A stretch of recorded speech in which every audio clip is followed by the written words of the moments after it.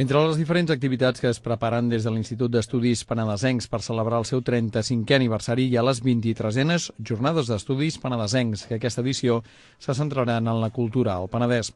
Com explica el president de l'Institut d'Estudis Penedesencs, en Ramon Arnabat, la voluntat és analitzar el present, el passat i el futur de la cultura al Penedès. I el més important, que d'aquí en pugui sortir un llibre blanc sobre la cultura al Penedès.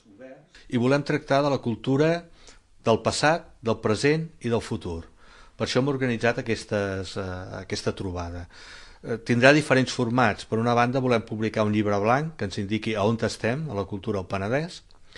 Per altra banda volem fer un debat, un seminari sobre la història de la cultura al Penedès i, tercer lloc, i potser serà el més important de cara al futur, un debat sobre quines poden ser les grans línies de treballar conjuntament de la cultura al Penedès i que això ho farem mitjançant taules rodones i debats amb l'objectiu de treure unes conclusions que ens permetin publicar o donar a conèixer un decàleg on l'administració, els creadors i les institucions puguem col·laborar amb un objectiu comú. Les jornades es desenvoluparan entre finals d'octubre i primers de novembre amb sessions a Vilafranca, el Vendrell i Vilanova i la Geltrú.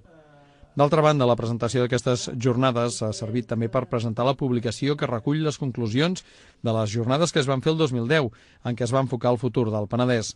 El volum es titula El Penedès a la Catalunya del segle XXI.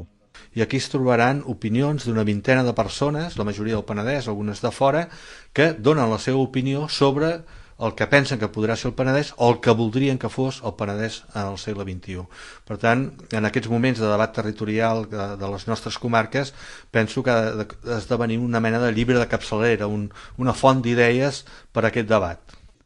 Així mateix, Arnabat presentava també la tercera trobada d'historiadors penedesencs, organitzada per la secció d'Història de l'Institut d'Estudis Penedesencs i que es celebraran a Cubelles el proper 5 de maig.